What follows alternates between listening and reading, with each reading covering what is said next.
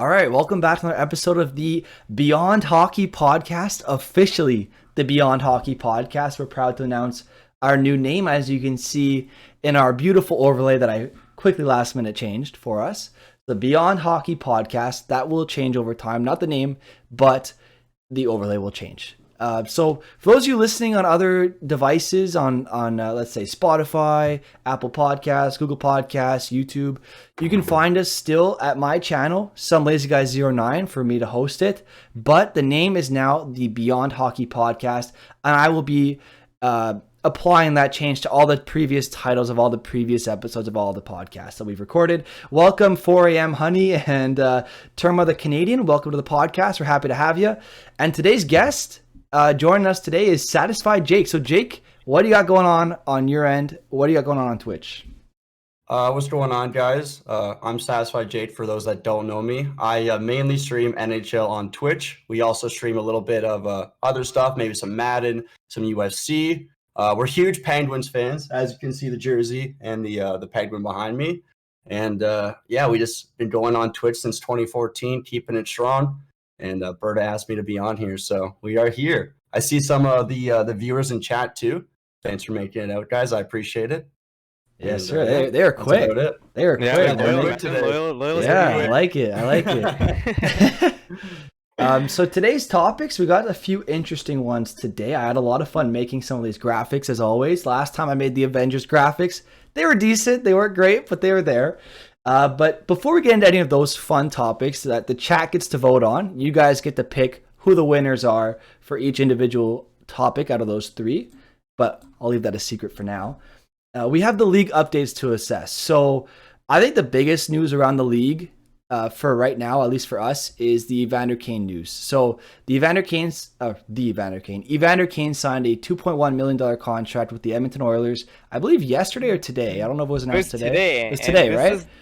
This is why we're the best podcast, man. They just announced it an hour ago, and here we are recording. Yes, sir. You're gonna wait for the weekend for other podcasts, but here we are right away. And I did hear rumors he was gonna go to Washington first. The Caps are actually interested first. Really? Yeah, before the Oilers, the Caps are looking to sign him.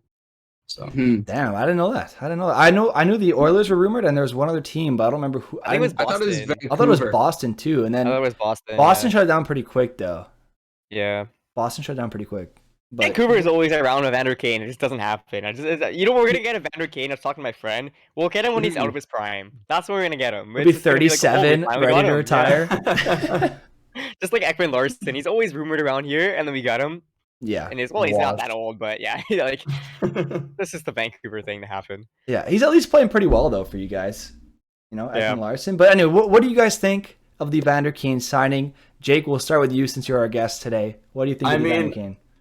I think the Oilers is a great spot for him. I think that team right now is kind of going downhill, like they're in shambles. So I think the Oilers need to kind of get some like new energy, a new person in that room to maybe kickstart them. And honestly, I don't think Evander Kane's a bad hockey player. I think he's a great hockey player. He's unfortunately got himself in some like Vatch drama and all that. So minus all the drama, I think if he focuses himself on the ice, he's going to do well in Edmonton. That's fair. Yeah, I think the same, man. I think it was a good idea for Edmonton to sign exactly what you said, because they've been in shambles and they need something. Like, I think personally they need goaltending and they need defense, right? That's what I think they need. But adding secondary scoring will help for sure. And he's if you look at his stats, even when he was playing last year, it's still very, very good. And I know he'll be fine playing there. Yeah. It just depends on how his off ice stuff is, right? Like. That's like the big factor, I would say. Otherwise, I think he'll be fine, man. It's a really good value deal. It's $2 million. Like, look at all the other players making $2 million and show me one of them that can score 30 goals, right? Yeah, so, exactly. Yeah. It's like when Kovalchuk signed in... sorry, I didn't mean to cut you off, Ponchy, but it's like when Kovalchuk signed in the Canadians. Although there's a lot less drama around Kovalchuk, but he signed for like, what, 1 year, $1 million? And then they traded him right away to the Capitals on their playoff run.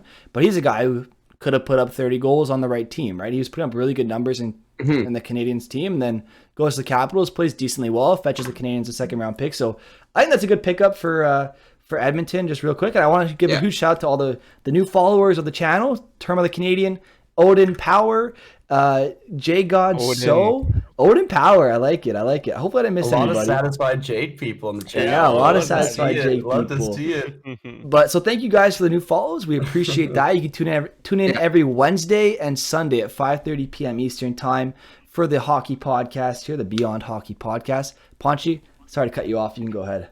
That's all good. I think Evander Kane's gonna be gasoline either to fuel your car or to add on to the dumpster fire. So either way, there's two ways this is going. Because Evander Kane, if he's in a good locker room, like, do it. Take your chances on him. Because that's what San Jose did. But right now, like, Edmonton's just themselves before Kane was a dumpster fire. So either he's gonna kind of settle things, or it's just gonna go up in flames. Yeah. I like that take. Yeah, Mhm. I think that's the most logical thing. Either way, one of those things are gonna happen, right?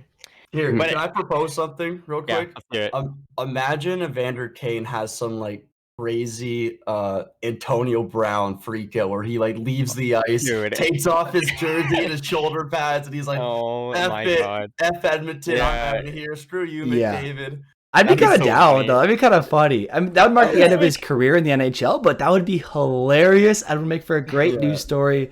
And I think the end of the Edmonton Oilers season if that happened. I think that would mark the end. Oh yeah, I think Yeah. so too. You That'd know, be a you nice, know they're like, desperate, wrap. right? Like it's obvious they're so desperate right now. Cheese what says WWE Kane is the best Kane, and I can't disagree with you, honestly. If you had WWE Kane on Edmonton, I don't think anyone's even gonna come through the blue line at all. If he's No on one's touching Yeah. McDavid. no one's touching Yeah. McDavid. They're all, Yeah. put him in nets, honestly, guys. I think he No gives one's you at gonna least a shoot on chance. him. Yeah, No one would take a shot at at him. They're too scared. Yeah. And he has a better chance of saving the puck than Koskinen, right? Like, Oh, Exactly. let's be honest. I'm sorry. Yeah. Tippett, is that you? Yo, Koskinen's got the biggest 5-0 in the league. Try to argue with me. I don't care. Like, it's ridiculous. Yeah. He did steal him a game, but he's not the best goalie ever. He's good as long as he's backup. Yeah. He's good as long as he's backup. Yeah. I guess so. I still think they need someone better than Smith and him for sure. Oh Yeah. yeah. They need better goaltending, better defense. They need, another 2 lines on forwards, but Yeah.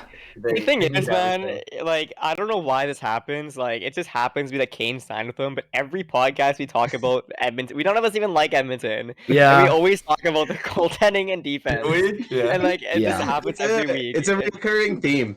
It's basically it's like a Yeah. segment. I How feel like the we've said Oilers this doing. every podcast, but it always comes back down to Ken Holland. The guy cannot address any of the team's needs. He just never can. He signs or he trades for Duncan Keith. I mean, Caleb Jones is probably just as effective as Duncan Keith is at this point in Duncan Keith's career. Let's be honest, right?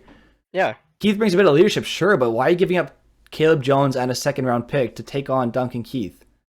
Doesn't make Well, any who sense. has more to me. rings, Duncan Keith or Caleb Jones? I mean, at the rate they're going, does it really matter?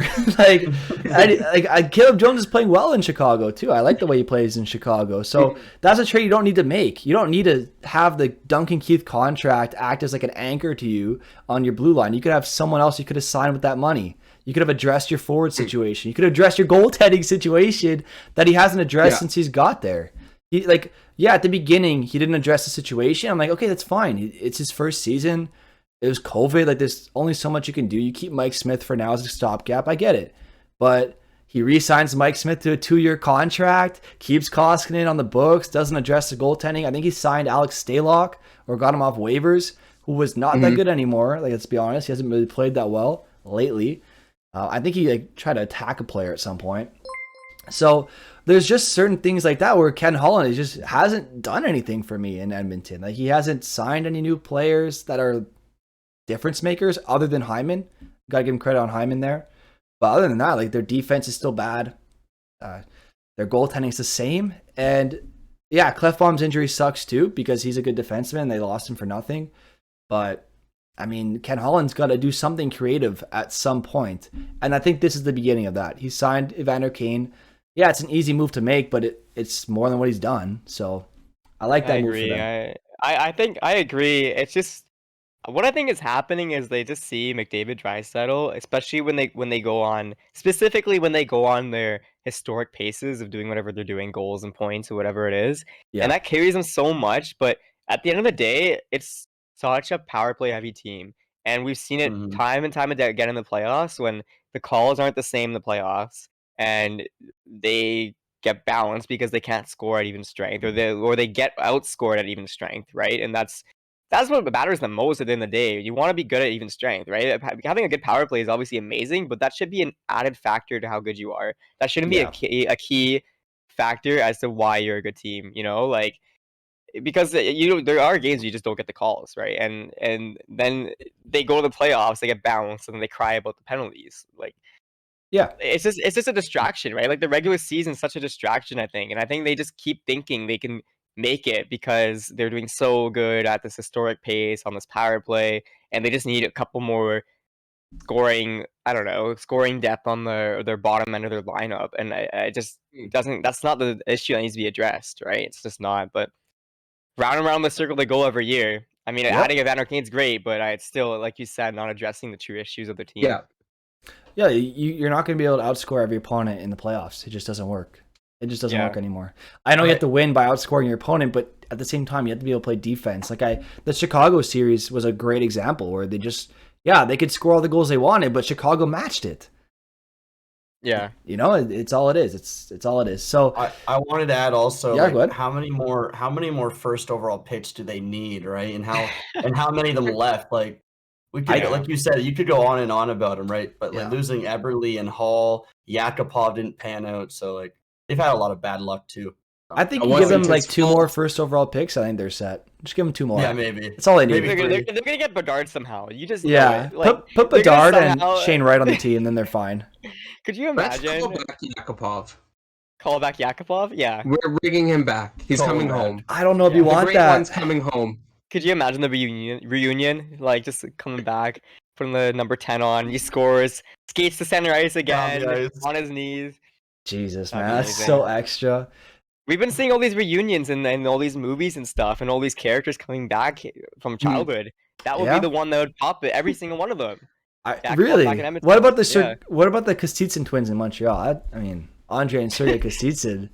Oh Bring my those God. 2 back? Oh, the Yeah. Russian beauties, man. They played all of Yeah. what? They played for a while, actually. I take that back. But anyway. What about Kovalev in Montreal? Oh, I mean, okay, bringing back Kovalev is as likely as Yakupov coming back. Yeah. Easily. I remember they were so mad. Like people were like throwing stuff and like they were just pissed off. About when that Kovalev? happened. Yeah, I remember seeing it on SportsCenter. They were just so pissed off. Yeah, but he was other than Kovalev, the Canadians haven't had a true dynamic scorer Yeah. in my entire lifetime. Like, name one guy who you could compare to like the likes of Crosby, McDavid, Patrick Kane, like Matthews, anybody like that. The only guy who even comes close is It's just Kovalev. Pacioretty, but not even that's not He's even the not same level. dynamic though. He just snipes. Yeah, that's like not the he's same level. like I'm not saying Wasn't Patrick's a Mike- bad player, but Sorry, Yeah. wasn't Sorry, Mike Jake, Camilleri? Mike Camilleri, wasn't he really good in Montreal? Oh, or no? Camilleri was very like he's not like a dynamic player though. Like he scores like he's like Pacioretty. He scores goals, yeah, but like, he's not like a game breaker. You know what I mean? He's not gonna Okay. take over a game. Like we haven't had a single game breaker my entire lifetime, other than Carey Price. He's the only guy. Okay. I'm seeing chat saying Caulfield, but he's not ready yet. Hasn't Like done anything yet. Yeah. That's maybe Caulfield in the saved future, like Caulfield. the playoffs, he showed glimmers of that in the playoffs against Vegas. Like he just took over a game against Vegas, but he's not ready yet. He's only 20. You gotta give him time. I agree. What I agree about with that. Mikhail Sergachev? Oh, don't even get me started. Mikhail Sergachev, Jesperi Kotkaniemi. The list goes on and on and on of first round picks that either pan out but on another team, or first round picks that go nowhere. Louis LeBlanc. Oh God, that was a terrible. Michael McCarron. They take him early. He's like a second round pick projected. They take him in the first round because of reasons, and then I don't remember who it was. I had my list, but I threw it out. But there's a guy who went right after McCarron who's like a really good player, and I'm just like, it was Shea Theodore. Shea Theodore. Oh, Shea Theodore. Yeah. Imagine. Hmm. Oh, Montreal, man. Imagine having Sergachev, Theodore, Petrie, and Weber like last year. Yeah. That'd be Why insane. don't you ask the fans behind you, see what they think? Yo, guys. Got an Hey, he's opinion got on a it? Caulfield jersey. Hang on. Yeah, he's got a Caulfield jersey I'm on. gonna go ask him. What do you think? Hates it. It looks so funny. Like you just like turn invisible. Like I broke something. What do you mean? I'm at the Bell Center. We just have bad graphics. yeah, exactly. You yeah. can't tell it's Very live. quiet. Look, he's Yeah. playing right behind me, right there. See him? Exactly. You're streaming on Bell Wi-Fi. He's That's why moving you're s- disappearing. He's moving so fast, he's not moving. That's how it Yeah. works.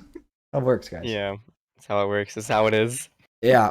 One more league update before we move on to the Let's Talk subject, I guess.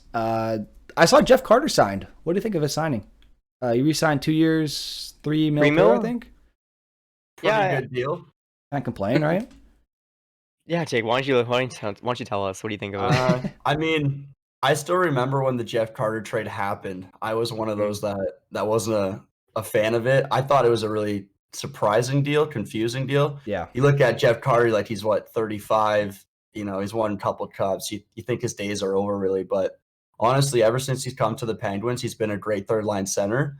And I feel like the Penguins haven't had a great third line center since they had, who was it, Nick Bonino in their back-to-back cup runs. So they've kind of been struggling to find that third line C. I think Jeff Carter's perfect. I don't think it's a lot of money too. What was it, 3.2 or like 3.5 per year? So It's not bad. Like he's double digits in goals, right? And he's gonna end up with 20 goals for sure.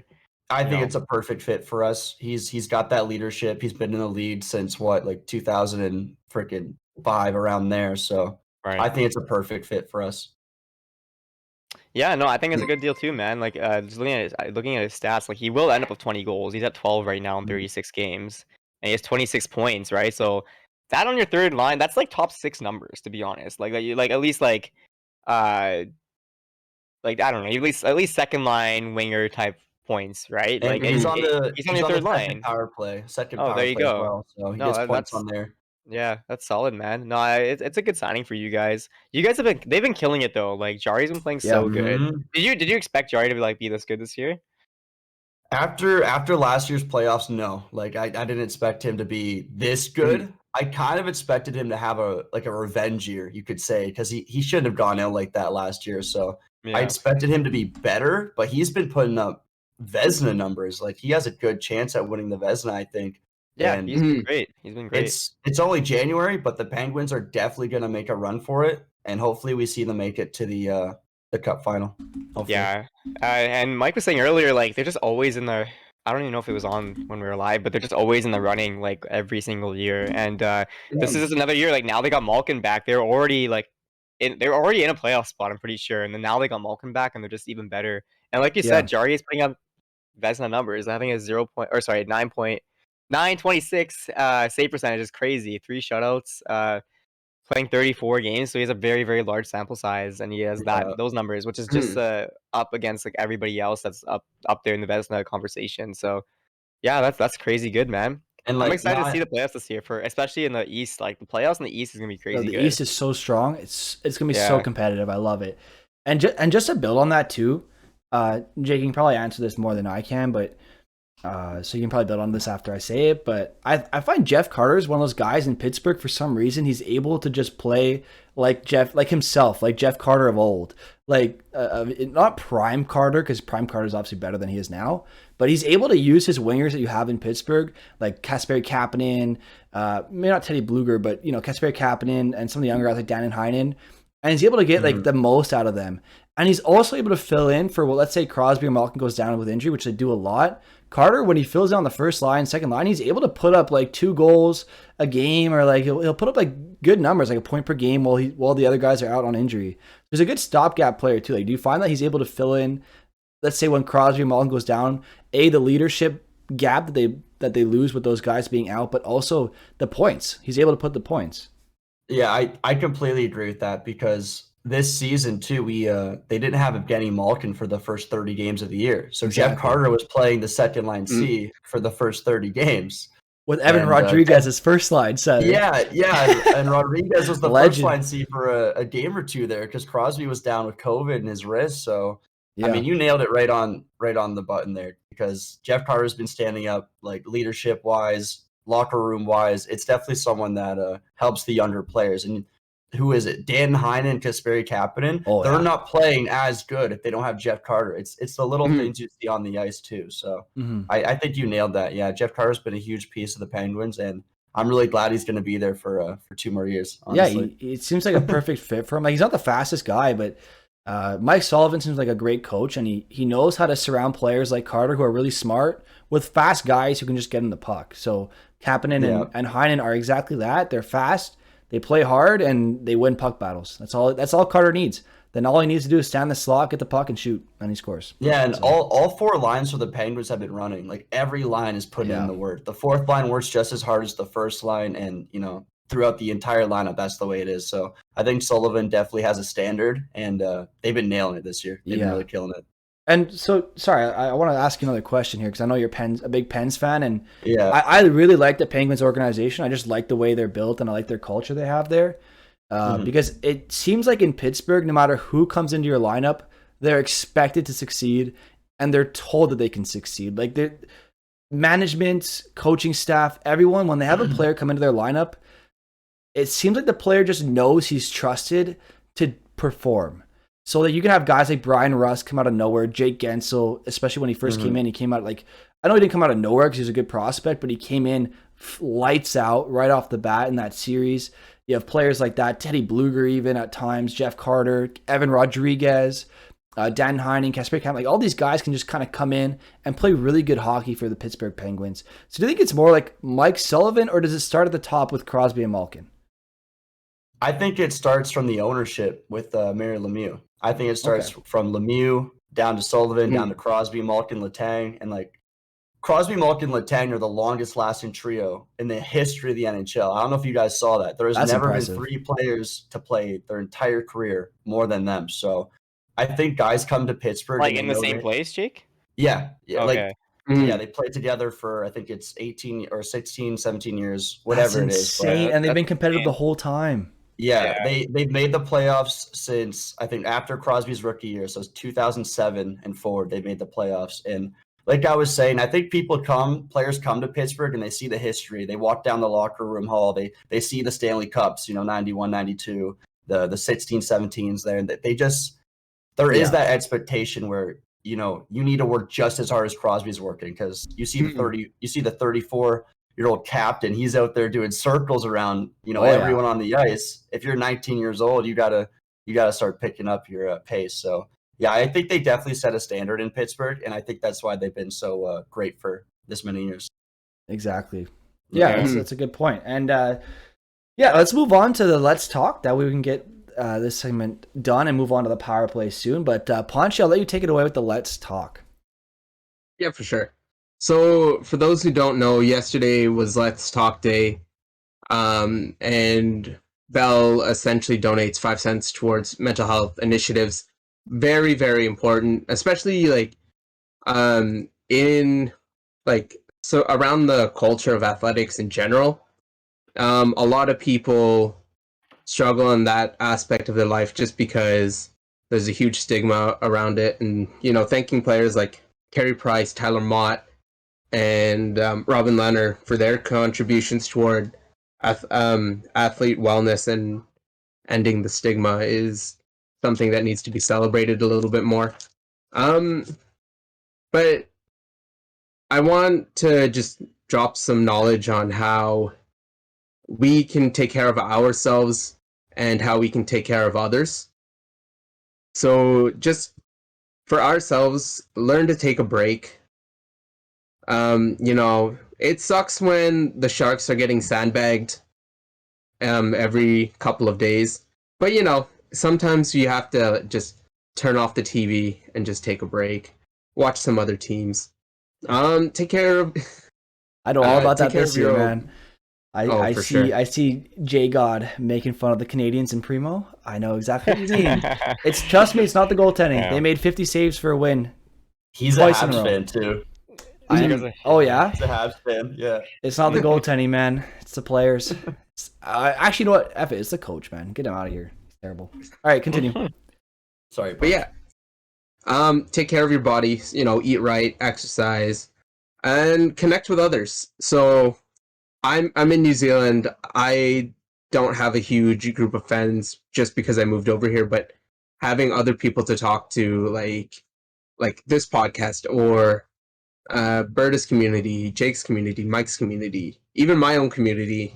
Like, I appreciate everybody that's in there. Yeah, and then if we're good to take care of ourselves, we can take care of others. So check in regularly. It's right now during the pandemic, especially, like mental health is at an all-time low just because we're not able to see each other like we used to. But you know, hosting a virtual game night, just even calling somebody, send somebody a text right now and say, "How are you doing?" You know, if you want to talk, I'm here to listen. And you know, listen with empathy.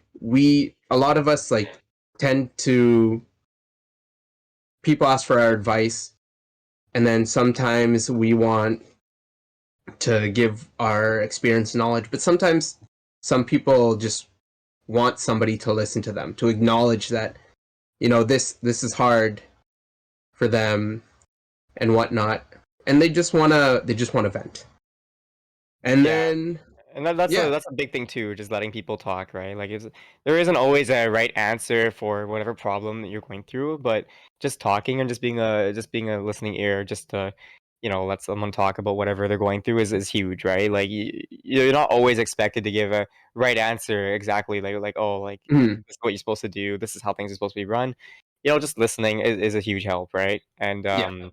yeah, I think that's something that people need to realize as well because it is a huge factor as well, I think. Yeah. Mhm. And especially if you look at like cities like Montreal, for example, like Dar slash one of my buddies in real life. We've known each other for so long, but you and I both know living in Montreal right now with the lockdowns, like Poncho, you're talking about like going to the gym, like that's a really good way of improving your mental health. But the gyms here have been shut down for most of the past 6 months. They've been shut down the whole like for so long. Everything's shut down here. So especially now, if you live in places where lockdowns are very severe, or if like there's a lot of restrictions with COVID, especially, just make sure you take a lot like nice walks. Just take breaks, go for a walk, Mhm. maybe call somebody, but just take a break to just reflect and enjoy life. Don't like if you find you're on the computer for too long, like it's important to take breaks. So if you spend like 3 hours on the computer, go for a walk, go outside, take a walk, do what you got to do, but just take a break. It's so important. And honestly, just Yeah. make sure you're always thinking about what you're happy about in life, what you're thankful for. So what I like to do is every night before bed, I was telling this to Pet9 the other day. Every night before bed, I list 10 things that I did that day that I was happy about. So for example, today I did my workout, I ate well, I did the podcast with the boys, I did a good job at work, had some good meetings, and then build on that. I even if it's super little, like even if it's like, oh, I emptied the garbage, like as little as that. Just list 10 things you did in the day, just to increase your positive mindset, and it goes such a long way. You'd be surprised. Mhm. I Nick, did you have any? Yeah, I Oh, yeah, wanted go to for add it. too. Sometimes I feel like we can all get a little lost into social media too, where we don't disconnect ourselves enough. So it's good to go outside and just get a breath of fresh air. Maybe go Mhm. down by the water if you have that by you. Go see a hockey game if you can. It's good just to disconnect from the online world. So Exactly. Mhm. And I Yeah, see you're Jay right. God talking about how the Habs don't make him happy right now. Well, Jay God, I'm with you on that one, and that's why I'm not watching every game. I follow the news, and I'm happy about the change in I direction for saw the him playing team. Minecraft instead of when the house game was on. Yeah, dude, not I really a haven't fan. watched a Habs game in a while because, quite frankly, they've won It's once in the last month. It feels like, although they've won, they won once in the last like month. It feels like they're at 9 wins on the season. There's no point in watching this. There's no point. It's just gonna hurt your like. It's good to watch every now and then because like you want to keep up with the team, and I like the team obviously. But Mhm. to be It's honest, just there's no real pain. point in watching right now. They haven't Just traded pain. everybody away, so there's no future to look to yet. So once trades Mhm. start happening, then it'll be more fun to watch. So Jay God, hang in there. Watch some other teams. Watch the Leafs. Watch the Mhm. Pens. Watch some other teams that are doing well and enjoy the season. Yeah. And sometimes it's just nice to like sit down, play chill, turn the difficulty to rookie. I was gonna Turn say I don't know if you want to turn play Chell, but turn turn salary cap off if you're oh, doing franchise mode. Sometimes it's that'd be just nice. good to play something and just enjoy it. And Yeah. yeah, speaking of enjoyment, I think we should move on to the power play segment. The segue. Look at that. Yeah, yo, we're Oh, we're a improving. real We're podcast improving. now. Look at that. We're improving over here. So I'm thinking we do the power like play that. segment. So to introduce it, just quickly, we have 3 topics. So the 3 topics for today's power play segment is, the first one is NHL players that could play in other sports. The second one is other pros that could play in the NHL. And the third topic is any fictional character from any show or movie or anything that we like who should be a coach in the NHL. So that's the 3 topics for today. And how it's going to work is, for each topic, once we're done talking about each of our individual choices, we get 2 minutes each, hence power play. The chat will then answer the poll to decide who wins. And to make it more fair, myself, Paunchy, Jake, and Berta are not allowed to answer. That's how it we're works. we're not allowed. We're definitely not allowed. Yeah. You're gonna whatever. Let's just let ourselves answer. Just vote for yourself. I'm kidding. I'm kidding. I have no way monitoring who answers what, so I have no way. So just vote for yourself if you want. Actually, you guys actually got to stay for this because we need your help for this one. Yeah, chat. We're gonna need your help because we're gonna vote for ourselves here. And yeah. okay, so how it works? And if you want to do an extra I'm vote, gonna win. I turned off the channel points for voting, so don't worry. Berdaman won't vote for himself 17 times this time. The only way to do extra votes is through bits, but please don't do it. Don't feel like you have to. I don't want you to do it. If someone's just trying to troll, you can do that, but I don't ask you to do that. I just have it there for fun. So let's move on to the Jake, first topic. before we go on, I just want to tell Jake. Yeah, last time we had a voting thing, and there was I think there was about maybe just about 10 people in the chat. But for whatever reason, Jake, I had like 52 votes for myself. So yeah, that's what happened. So that's why we're gonna stay away from voting for ourselves. I don't know. Here. I was winning, then all of a sudden, Berta went from 17 to 50, and I was like, all right, I guess I lost. That's all I have to say. But yeah, let's start with the first topic. I'll go first because I already have my guys already here, I believe. It's going to be hard for me to pull these all out here. So we're doing, what did I say was the first one again? We're doing. So the first one is NHL players playing in another sport. NHL players in another sport. Whoever I find first, you're going first, all right? NHL players in another sport. All right. Who said Chara? I said Chara. All right, you're first. Can chat, can you see this properly? Let me know if this is big enough for you. I'm blocking Paunchy. Hey, you can block me, because Poncho's talking, so you can. Oh no! Mine. I spoiled one of them. I'm terrible. There you go. This is as good as it's gonna get. Oh Chat, God. hopefully you can see this properly. I did my best. Okay. Just let me know when to start. Go ahead. Yeah. I think Zdeno Chara. I don't think he'd play in like this generation, maybe early 2000s, but like Zdeno Chara is like what, 6'8"? He's big. 6'8", and like he's a big fella. And there's no touch fouls with Zdeno Chara too, so he'd be like a great power forward. I could see him just like under the rim. He's there for the rebounds. He doesn't care about putting points up. He's there to block shots, get your rebounds, and move the ball around. The man he's gonna stand there. He's gonna give you a hard screen. And you know what? Unlike Joel Embiid, he's gonna throw hands. Oh shit, the shots being fired. And thank you, chat, for supporting my effort. Cheese Whiz saying the effort was there. I appreciate that. Nice. But yeah, but Zdeno Chara is like, he's a proper grinder. He doesn't care about, he's not gonna whine every time somebody like pinches him. He's not gonna whine about these dumb touch fouls. He's gonna play through. And yeah, I like it. And he brings that leadership ability, right? That leadership ability. I like it. All right. We won't like throw back at him. I think that was a solid 2 minutes. I didn't time. Yeah, it was about 2 minutes. That was fair. So let's move on to the next one here. The next picture that I find that comes up first. Can I get it, please? Yes, I can. All right. Hang on here. It'll be on stream in a second. I'm gonna block myself with this one. Berta, take it away. Is it me? Yeah. Guys, what do I even gotta say, guys? What do I even have to say? Leon Draisaitl in golf? Like, he's already, you better be on PGA Tour already. The amount of times he's been on that golf course. I could have went through so many different people, but like, Draisaitl, like, oh man. I can just see them on the golf course right now. McDavid, Nurse, Draisaitl.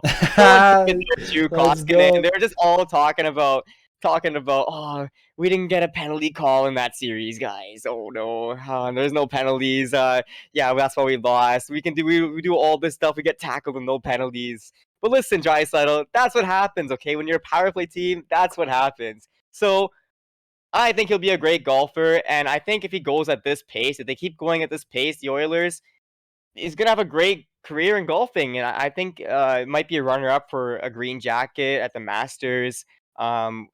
Any other tournament that there is. I know there's so many that I just can't think of on the top of my head, but there's so many. I can see him winning every single one of them if they go at this rate. So yeah, that's my pick. Draisaitl for golf, and yeah, I'm excited to see what you say, Jay, because I didn't see what you said yet. So am I allowed to say something to that? wait, Yeah, hold yeah, on, go hold ahead. on. No, wait. Yeah, hold on. Yeah. Oh, hold on. Well, hold on. Okay. All right, I'll hold off. Do yours first, then we'll go. We'll go. All right. So I have mine up here. If I can find it. Oh, I have too many things. Oh, I found it. Okay. So here's mine. I chose the legend Nicolas Deloria from the Montreal Canadiens to be in the MMA. Okay. Hear me out. I was running out of time. No, okay, here for real. I like this pick. Nicolas Deloria is big, he's strong, but he's not tall. So I was like, okay, could he be a tight end? No, he's not tall enough. He won't be able to catch the ball over the other team opposition. Is he a good defensive end? I don't think he's fast enough. MMA. He's strong. He's proven he can fight, and he's got the grit and the drive. I think he could pull it off in the MMA. He's got that French grit too from Quebec. I do like that as well. He played in Montreal. He showed that grit and grind. He actually was one of our better goal scorers in Montreal at one point because he'd put in like 10 goals a season, and for us that was good. So I like Nicolas Deloria for the MMA. I know it's a lesser known name than Draisaitl and Chara, but to anybody who's a true hockey fan, I think you gotta love Nicolas Deloria in the MMA. Am I wrong? I think I'm right. I think chat when the polls come in, I think chat will agree with me. I don't know about that, but anyway, let's see with Jake. What do you got, Jake? Okay, well, I actually have two. I didn't know if that was allowed, but I have two. Go with your best one. Go with your best one. Then after the voting, you can throw in the other one for fun. All right, I'll go with my best one, and it had to be biased, so it's a Penguins one. But I went with Sidney Crosby as an NFL running back, and I think everyone knows where. No, you should know where this is going. Okay, if you have never seen Crosby's thighs, have you seen those legs? No one in the NFL is tackling that man. I think every time he runs the ball, he's getting a minimum of 10 to 25 yards. Okay, so I think if Crosby went in the NFL, I think he'd have a good chance at running back. And also, he was asked that question, and he said he would want to be a running back. If he were to play any other sport, he said running back in the NFL. So I think he'd have a good shot at it just because of his thighs. Just that's it. That's the only argument I really have. Okay. You know what, Jake? If that's your thing, and you're done, fully done. I had a second one, but you guys didn't want to hear it. I did the second one. But I'm gonna go on Crosby right now, dude. You are so wrong with Crosby. Do I even need to go any further than his concussion history? He'd be dead in the first game. Okay, no, listen. Before you say anything, I had the best thing to say to you. So you had Draisaitl golfing, right?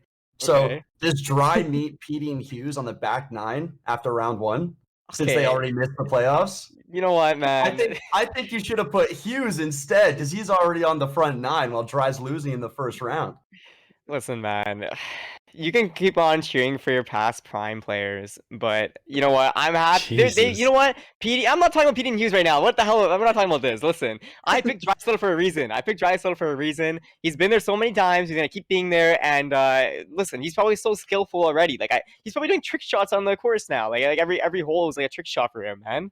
Listen, so, I'm not doubting Dry's a better golfer. All right, than all of us here. But Petey's definitely better than Dry, okay? He's definitely a way better. All right. I started the poll. Chat, let it be known. Who do you think takes it home? So far, Deloria in the MMA has the lead. That's all I'm going to say. All right. No, vote for yourselves. Okay, So- we'll vote for ourselves. Should But we? listen, Crosby is so not even close to being a running back. Like the concussion Why? thing should throw him out of the situation. Like this whole thing anyway. Like he already has 3 concussions, right? That's one, and like he's already been injured in other ways as well. He's an injury prone guy, man. Like you can't be a running back. That's like the most injured position. So the only way he gets injured is if someone takes an illegal like helmet to helmet hit, which is illegal, by Which the way. happens. Happens all the It time. does happen, but Anyway, you kind of got me on that. What do I say? 'Cause he's had You're done, man. concussions. You're outta here. Berta. He's had concussions. Oh, Took him out for look at 3 that. years. Look at that. It looks like we Okay, have no, a no, winner. No, this is not a win. No, man. I didn't even get to talk about Deloria yet, man. Looks like we have a Let me get winner. there. Front and center on stream, Nicola Oh Deloria. my In the God. MMA, thank you, chat, for agreeing with me. 3 other beautiful I like people in Boss's chat. take. Is Deloria even a better fighter than Chara though? Yes. Well, sure? in his weight class, yes. So, okay. What about Wilson? He's a good fighter. Or Reeves. Or I picked Reeves. Deloria because he's Or got that Evander grip. He didn't Kane? even pick the best fighter in the NHL. No, No. I didn't need to. Because Deloria knows how to fight better than everybody else in the NHL. Okay, but what about the ground game? The ground game. The ground game is huge in MMA. I think he'd win. How I do don't you- care. Chara would How do beat you him on the pick ground. Chara's legs are the size of my body? It's because How Charles are like you ever average gonna, height in like- the NBA. Charles average height in the NBA. Let's be honest. Okay, we didn't even get to I talk don't- about Chara being in the NBA. Average Listen, height. Average This height guy's in the NBA. mobility would not be it, man. It is not going I to think keep his up leg with would the snap in half NBA. if he jumped that high. Mark said he was a board man only. He said board He's, man he's only. there for the boards. Yeah. Oh. Yeah, but he's by the time like the possession's over, like the whole team's gonna be on the other side of the court. He's gonna be still under his own net.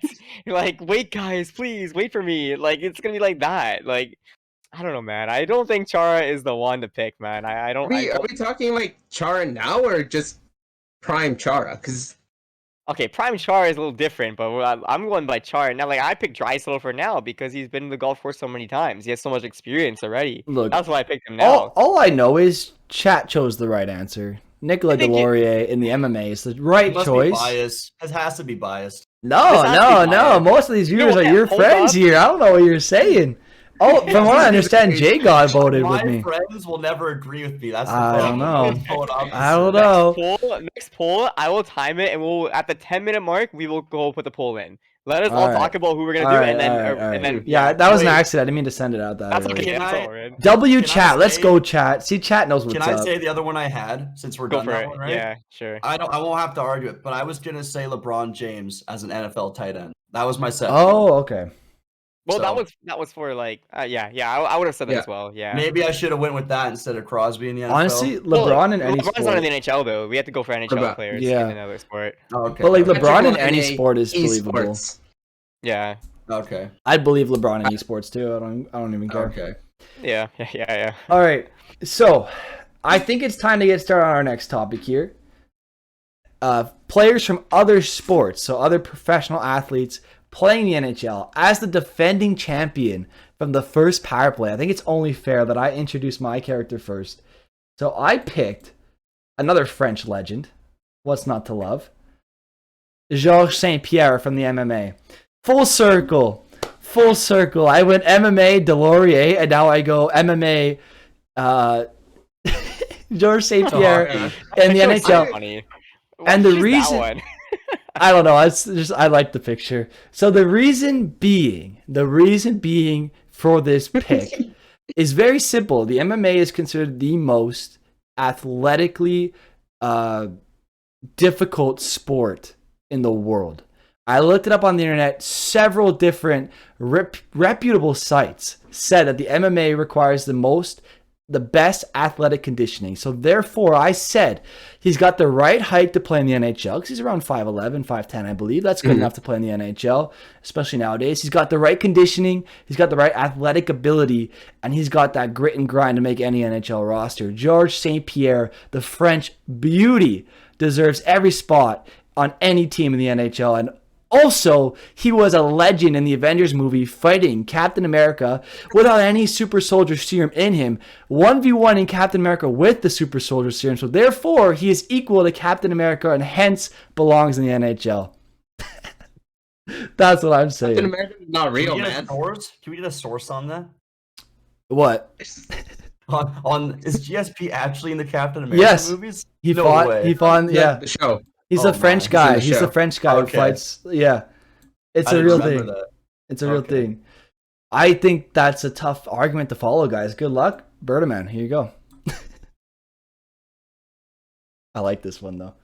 I was muted. Oh my goodness. Oh, Yeah. it's all good. So my guy is the right answer. So we got Steph Curry playing as Trevor Linden for whatever reason, but yeah, he's playing in the NHL. There's not much to even say. Like he's the best shooter in all of NBA's history. Okay, he has the record for most 3-pointers.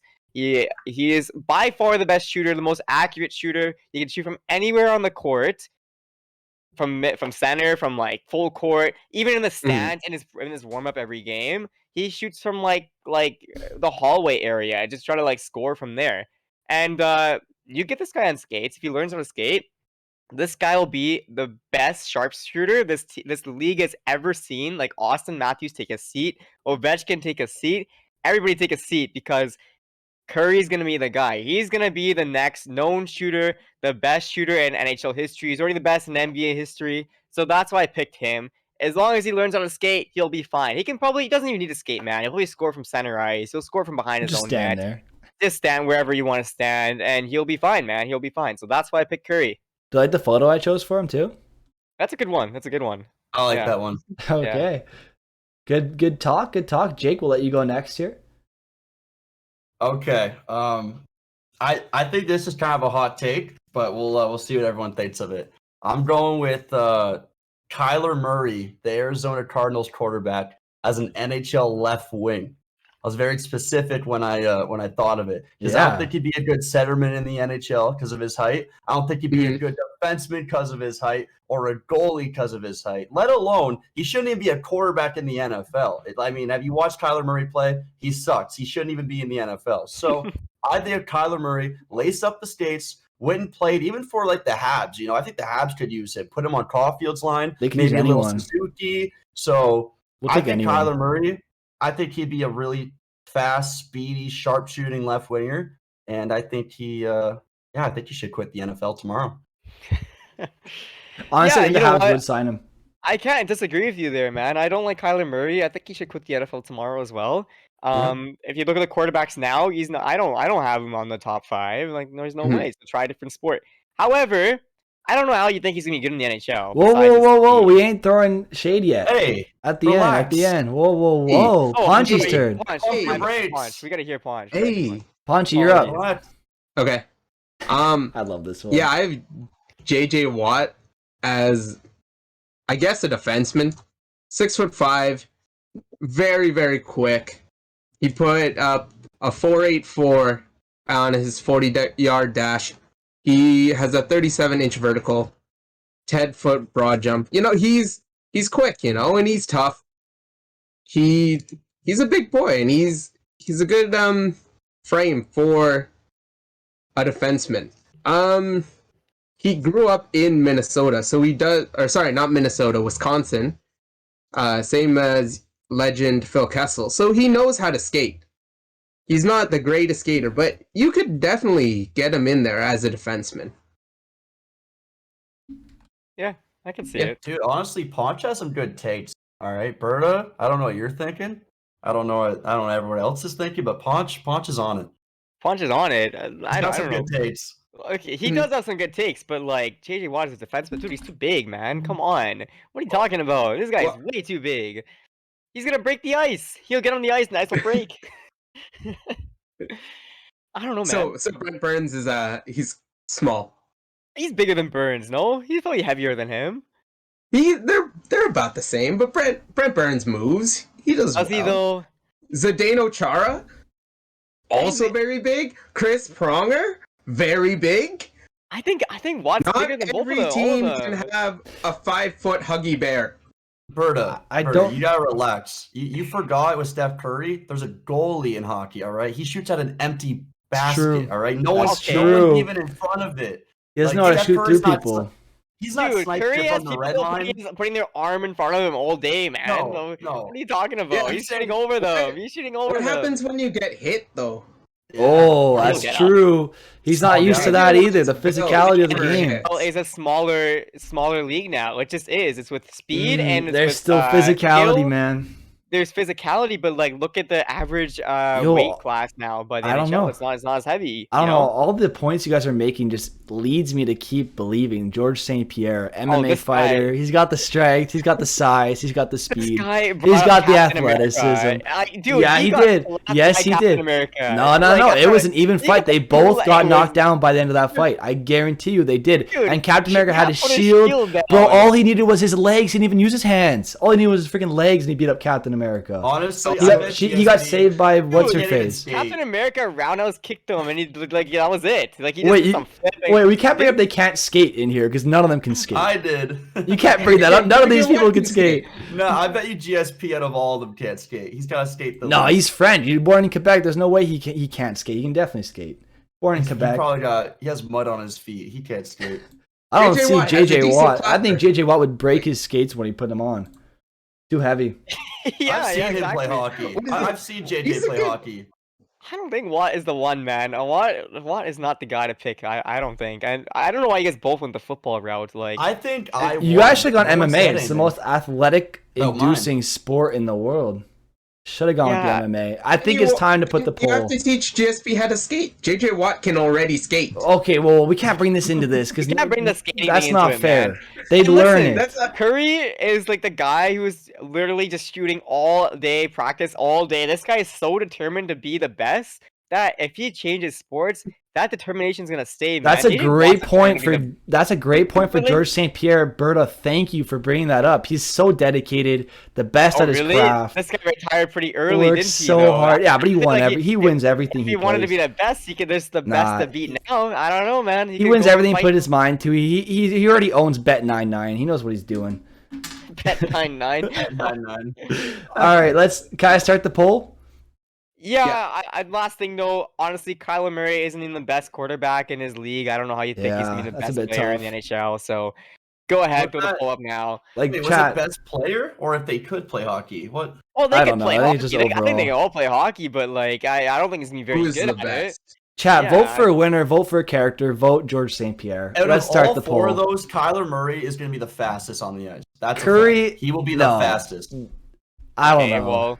well, there was Mason Raymond, who's the fastest, and all this guy did was fall, and he was an NHL skater, like NHL like forward, you know, he Yeah. just fell all the time. Thank you, Chat, Air you know what Snags. Curry's one hit away from injury and a career-ending injury. Let's be honest with ourselves, guys. Don't forget to vote for yourselves. All right, just to All right. remind you. Okay.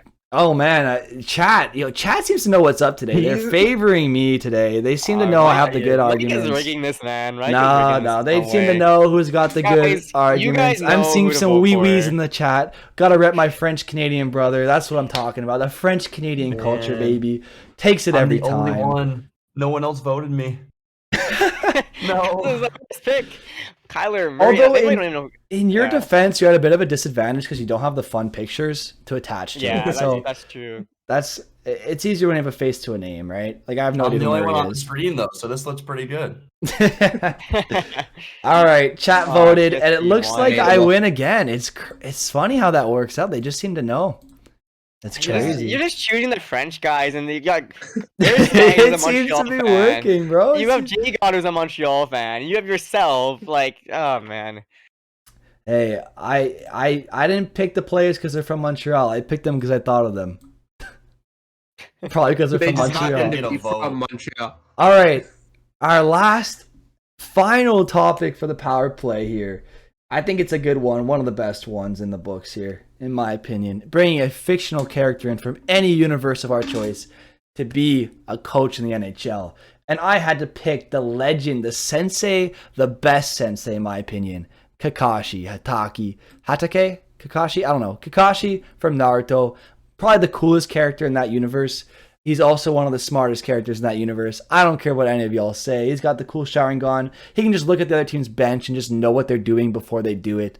He can basically brainwash his players into working harder. This guy is a That legend. seems kind of unethical. And I don't care. He gets the wins. And honestly, You guys know who Kakashi is? Oh, that's tough, Cheese Whiz. I expected better. He's not even No, a great coach. He's literally the copycat ninja. He doesn't have any no, original system. you can't cut me off while I'm arguing here. Yeah, What yeah, is you gotta this? go on your I think I time, get Hunter. a little bit extra time now. Okay.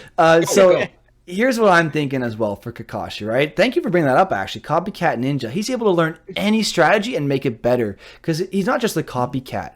He's able to copy and improve any ability he sees with his one eye. This guy is a legend. So you know when that Sharingan eye comes up, when his bandana goes up, you know your team's losing because he's going to know your strategy before you do anything. So that team under him is going to be the best coach team in the league.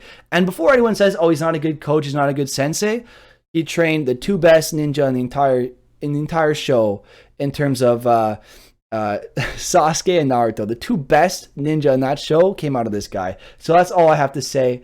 He's the best sensei out there. He's the best fighter out there as well. Best assassin. This guy knows all the strategy. This guy knows what to do. He's the best in the West. I'm choosing Kakashi. Most people don't seem to know who he is, but that's okay. I got to pick the anime guy that I love. So Kakashi it is. Nice pick. All right, Jake, take it away. What do you got? Okay, I went a little outside the box for my answer, which I think I've done for everyone so far. If you guys have seen the movie Wedding Crashers, I'm choosing Vince Vaughn and Oh Owen my Wilson's God. characters because I just think they would be the most hyped and most fun coaches, and they would get you ready to run through a wall for every game. And on top of that, if you win the game, guess what you're doing? Party, You're going out baby. to crash a wedding. Yeah, Crashing a let's wedding. Going out go. to party. That's a So- good pick. I gotta give you credit. That's a good pick. That was a Their- really good pick. Their names are John and Jeremy in the film, and I just think they would be the best two coaches as a duo. I JJ. like that. That's a JJ. good one. Yeah. Short and sweet Bad too. I pick. like the presentation. That's good. All right. Next up, Berta. I hope you like the image I made for you. I did my best. I'm excited to see the image. Oh my god, look at that. Mr. Miyagi as the head coach of any franchise, any NHL team you want, because you know what, guys? He is so knowledgeable, okay? It doesn't even matter what sport he's going to coach, but we're picking hockey today. He is so knowledgeable. He just knows everything. He knows how everybody is. He knows what to do. He knows the right thing to say at the right moments in time. He knows how to teach everybody whatever lessons. Like, he's going to be teaching them how to do wax on, wax off on the ice, and they're going to be like, what the hell are we doing this for? Then he's going to throw a puck at Demko, and Demko's going to save it just like that. Like, he's going to be like, oh my goodness, what did you just teach me to do? And yeah, I think he's a great coach. He's three movies. He has three movies, and his whoever, I don't know what the word is, but Dan LaRusso, is that his name? Yeah. Anyway, he taught him how to win, and he's undefeated. All right, he's undefeated as a coach. He's done amazing, and yeah, and his cultural effect has gone so far above anything else you guys are gonna say, because his first movie was in the 80s, and now they have Cobra Kai out as a TV show, and they reference Mr. Miyagi in every episode because he's such a cultural impact. So that's why I picked Mr. Miyagi. I think he's gonna bring a cup to any single team that he coaches, and yeah, I want to see what Ponch has to say because I think I said the right thing. All right. Ponchi's pick here. And quick shout out Okay. to Fala Ammo for probably the best pick that none of us thought of. Ted Lasso. Yeah. All right. He can coach a sport he doesn't even know anything about and it makes a winning team. I did think Ted Lasso, but I couldn't make an argument for it. You can coach any sport. So I went with Coach Orion from the third Mighty Ducks movie. I like his philosophy. Who is this? He wants you to play both sides of the puck. He got Charlie Conway playing both sides. He told him, Bombay took you to good heights. I'm going to make you better. He turned him into like this one-trick pony, and then he got him into the mold of Steve Yzerman. Steve Yzerman, same thing. Steve Yzerman, great at scoring goals, but once he met his coach, he got him playing both sides of the puck, and defense wins championships. You can't be too careless, but I'm sorry, I lost my train of thought. You can't be too careful, you can't be too careless. That's a great philosophy for a team, and he's an actual hockey coach, which people seem to forget, like compared to everybody else. Well, you know what? I would say it's a good pick, right? He's a hockey coach, but you pick somebody from the worst Mighty Ducks movie. Like, come on, He's man. the Like, best coach. does Are we anybody even going know who this Bombay? is? I guess so. I mean, he's the most iconic. No? But Bombay is a terrible coach. There was a character arc in Bombay, okay? At the end of it, he was a good coach, no? No, he's an awful coach. Well, it doesn't matter if you Well, win with cups if Bombay. you're a bad coach. But like, dude, he's It's not coaching. great. I don't even know his name. What's his name? Wait, who? Your coach. What's his name? Coach Ryan. Well, like you know them. But like the thing is, yeah, I haven't heard of him either. And he's coaching at the amateur level, like not even at the NHL level. Like he's an NHL coach, sure, but like I could coach at the amateur level. I coach But ball Mr. hockey, man. Miyagi also coaches at the amateur level. How'd that work out?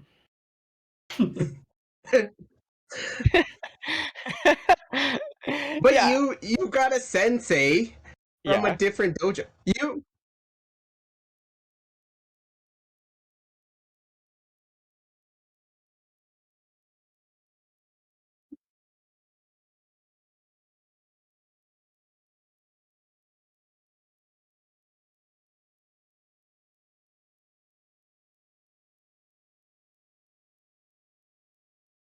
wait, hold up.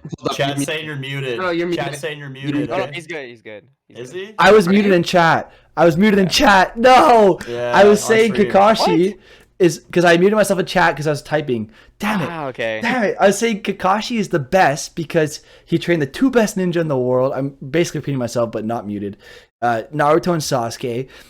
He can learn any strategy at all without even having to learn it himself. He just had to look at another coach come up with the strategy. You can look at Mike Sullivan, know all his strategies in 5 minutes and make them better. Yeah. Same with Barry Trotz. He can adapt an offensive, defensive, and neutral strategy to a single team and make the problem perfect with team.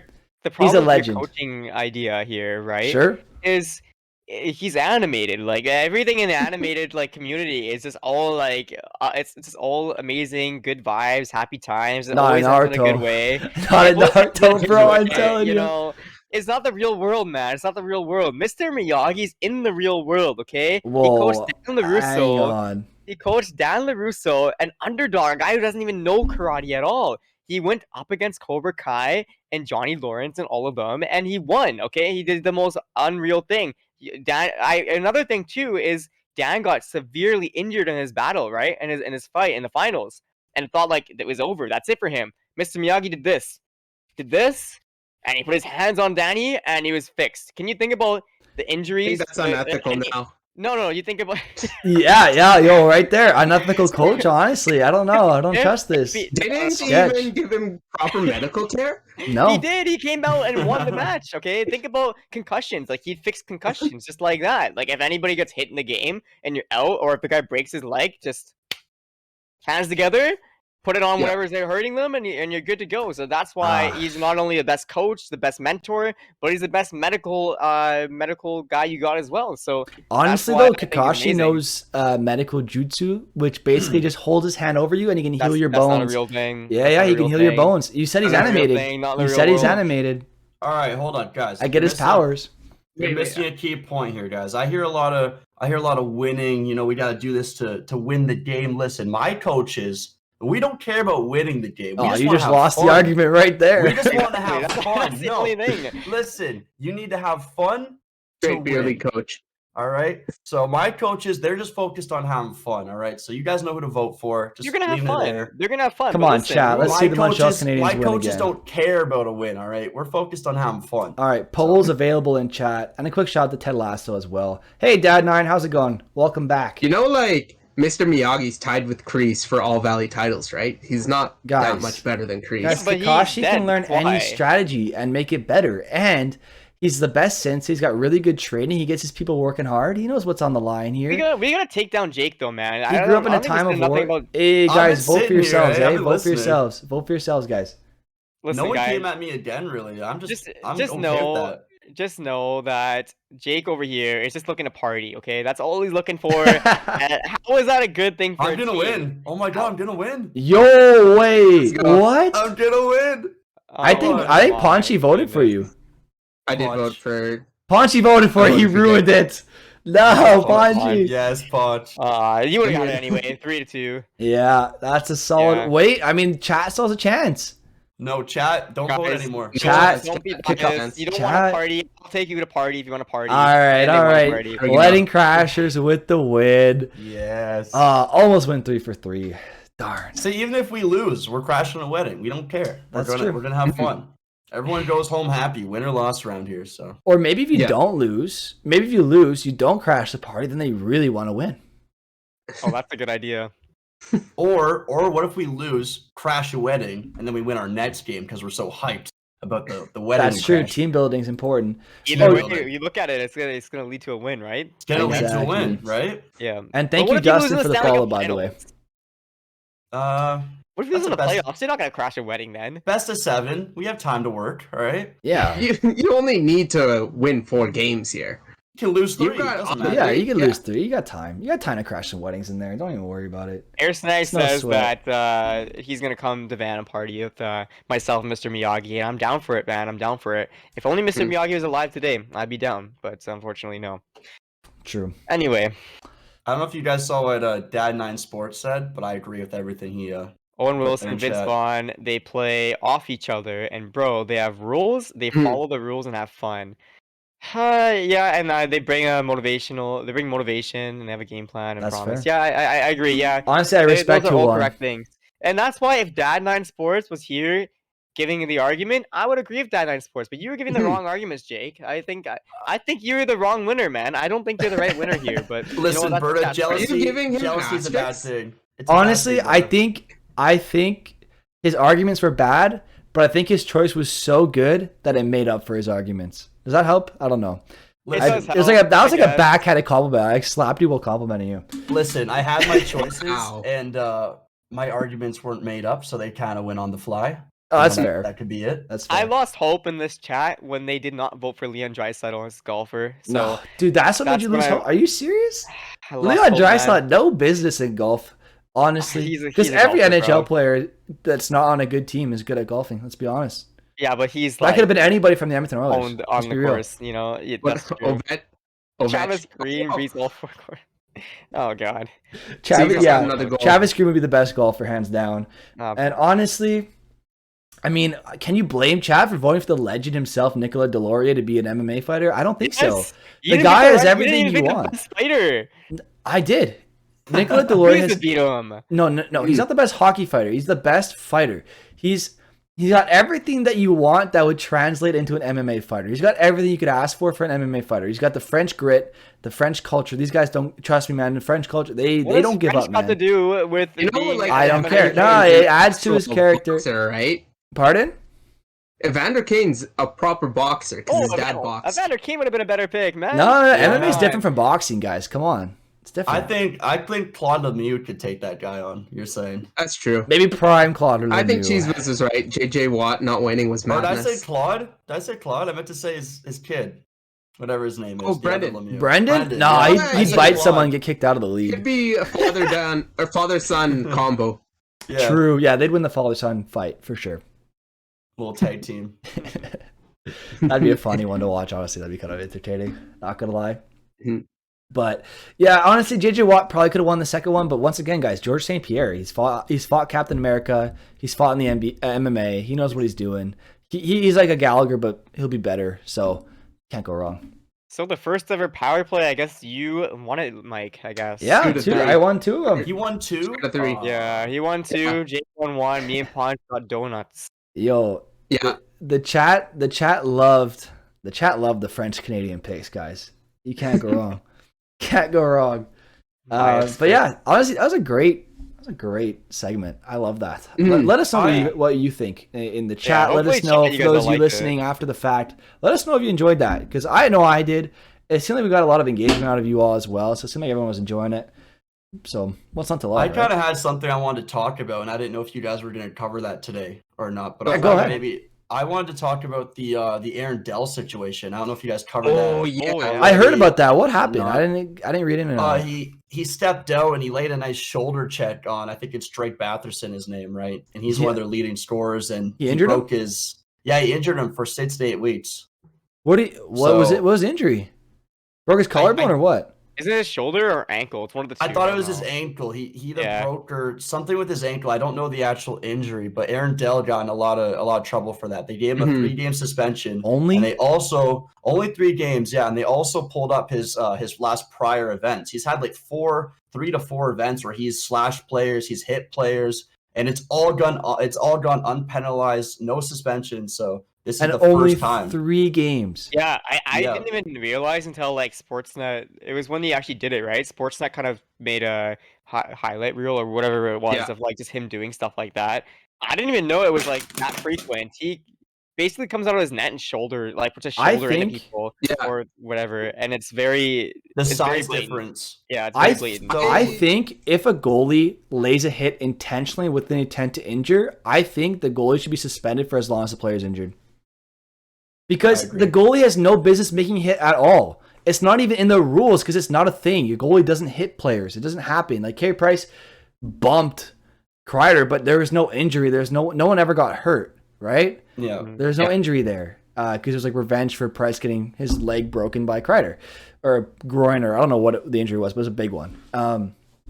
But this time, Aaron Dell comes out, lays a hit on Drake Batherson, breaks something. I don't know what you guys said it was, like collarbone or something. Ankle injury, foot injury, Oh wow! something like that. Break something. 3 to 6 weeks or 6 to 8 weeks. You said he's out for a long time. A leading scorer, a great player in the league, young too. This could be an injury that affects his career because if he doesn't fully recover properly, that could affect the rest of his career. Because like once you injure something, it's easier to injure it again. It's not as strong as it always was. So unless he gets really lucky with healing, like he might not ever like he'll be the same, but like there's going to be a little bit of it will affect him going forward.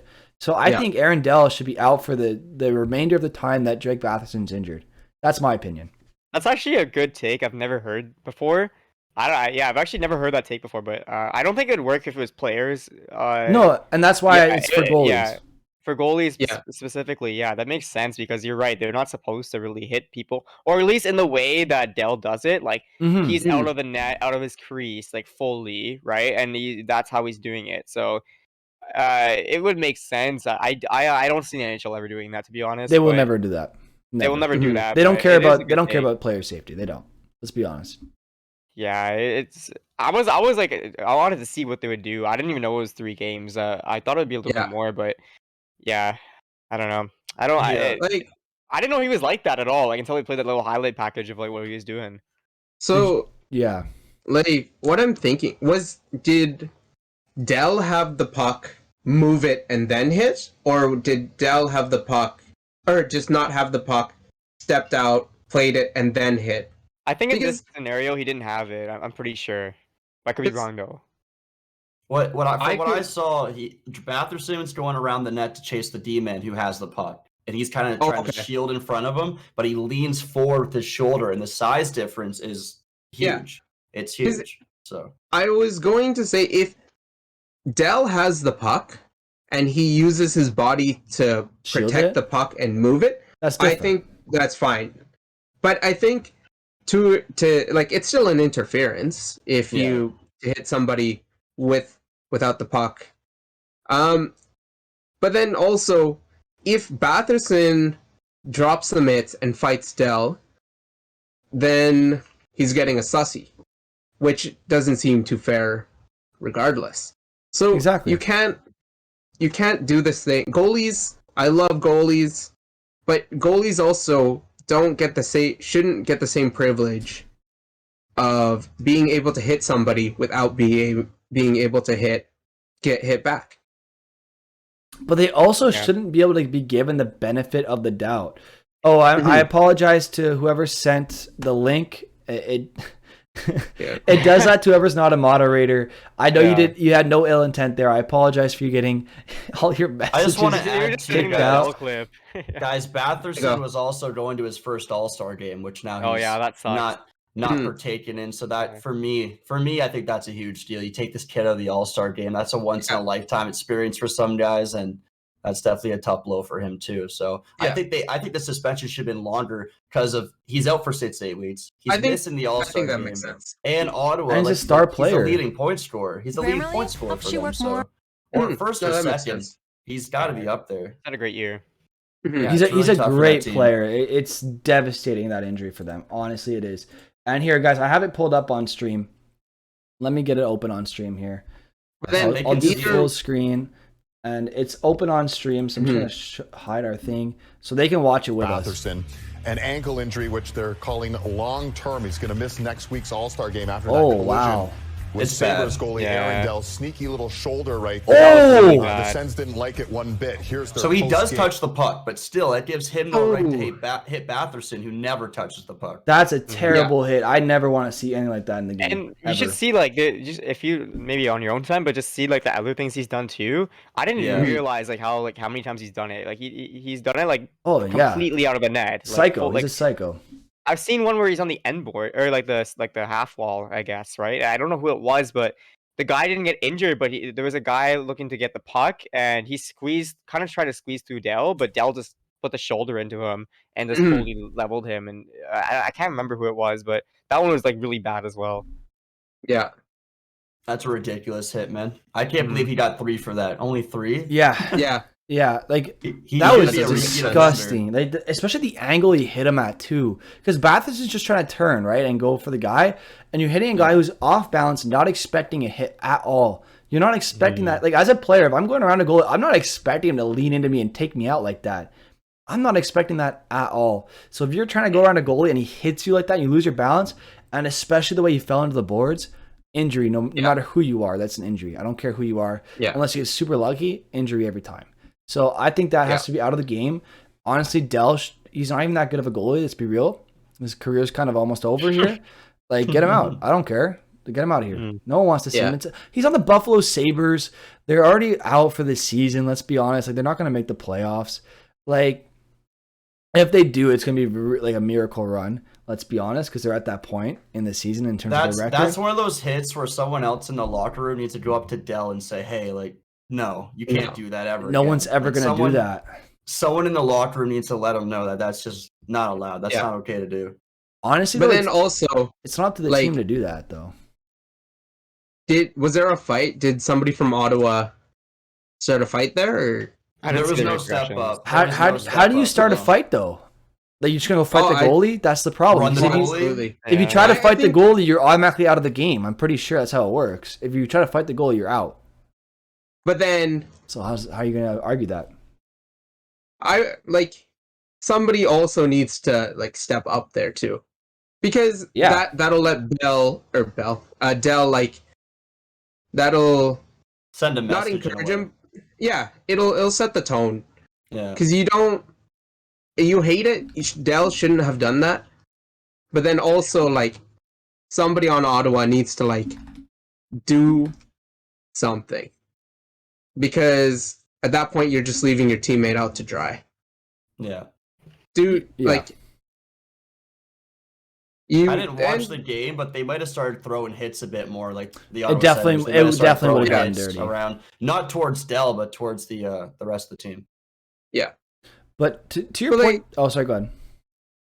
Oh, sorry. But yeah, like if that's the case though, because that's one of the big problems around. It's harder for the skaters to like, if Ryan Reeves did that to somebody else, then there's fights are going to happen. But then if a goalie does it to somebody, then goalies get the get out of jail free card just because they're goalies.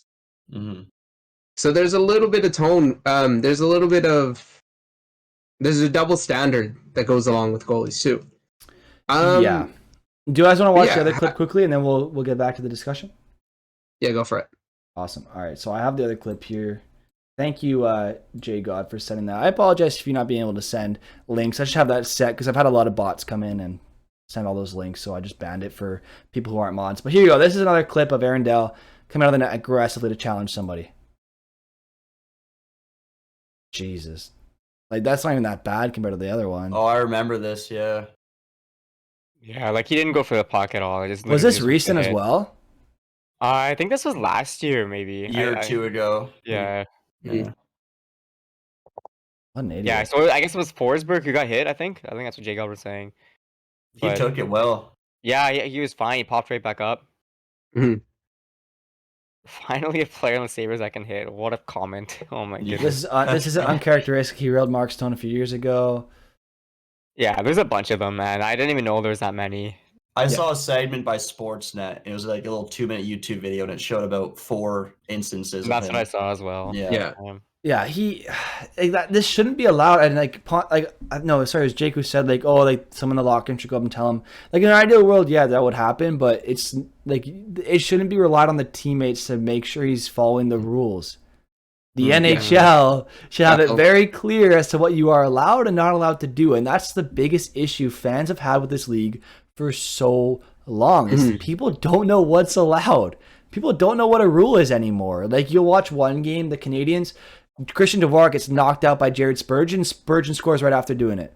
No penalty, no nothing. And just says, oh, it was an accident, no suspension. So our player gets knocked out cold. Like, not cold, but he's knocked out, concussed. He's out for a while. We know that for a fact. So he's concussed, gets elbow to the face, he's out. And yes, I looked at it again. Like, yeah, Spurgeon didn't necessarily mean to hit him in the head, but you can tell, like, he goes like this when he goes around him to make sure he gets a little piece of him, and he gets the elbow up there. Like he probably thinks he's gonna hit the other guy's shoulder, but he hits him in the head and knocks him out. So, and then Spurgeon scores right after. And I'm not saying that goal made all the difference in the world in terms of, it doesn't make all the difference in the world in terms of that game. We lost 8-2. But the point I'm trying to make is, why is that allowed? Because then you watch another game, and the same thing happens. The guy's out for the game. He's kicked out. He's gone. The rules are definitely sideways. Like you don't. Yeah. It doesn't make sense. It's like when this is going back to last year, but that when Tom Wilson flipped Panarin, he got 5K for it.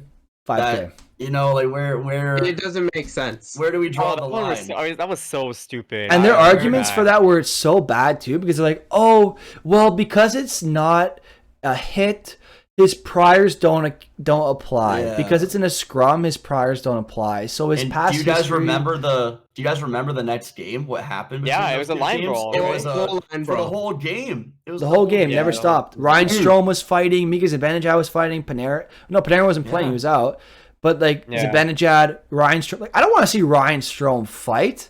Who's paying to watch Ryan Strome fight? The guy is like, no offense, he's a great hockey player, but he's a twig compared to other fighters. Like he's it obviously got more boring. He's obviously, and the game got boring, and it lasted It forever. got boring. Like too many fights. Like we get it. You guys were pissed off. And I was watching the end of the Minnesota Wild Canadiens game, and that was out of hand because Christian Dvorak gets knocked out. No penalty, no nothing. Yeah. Nothing happens. The rest of the game was scrummy. And then near the end, especially the Canadiens, I think Michael Pezzetta, there's 15 seconds left or 20 seconds left on the clock. He finishes his hit on Matt Dumba, right? I'm like, okay, you don't have to do that. There's like 20 seconds left. You lost, guys. Like, let's just go home. But Pezzetta, the way he plays. I saw that. So he finishes his check, and then Marcus Foligno comes off the bench and jumps him. And I'm like, okay, relax. You won 8-2. Dumba's not hurt. Dumba's there trying to stab him with his stick. Like, we get it. Like, you guys are upset because you're winning 8-2 and we hurt your feelings. Like, get over it. But Marcus Foligno comes off the bench, jumps the guy mid-play, starts beating him up, and he's being ganged up on by like 6 different people from the Wild. And Marcus Foligno's out of the game. I'm like, okay, great. Canadians get the only penalty on the play. Or it's 4-on-4. Stupid. And I'm like, okay, great. So in the next whistle, guess what? Another freaking fight. And everybody on the ice is involved because guess what? The NHL refs suck at their jobs. It's just that simple. There's good refs out there. I don't want to like discriminate against all the refs because there are good refs out there. Don't get me wrong. But there are refs in this league that should not be reffing anymore. Or in case maybe I'm wrong. I don't have the inside scoop, obviously, right? I'm just some random 22-year-old kid from Montreal. The refs need better direction if that's the case, right? Yeah. But the problem is we don't know the direction. So why would the refs know the direction that the league wants them to ref?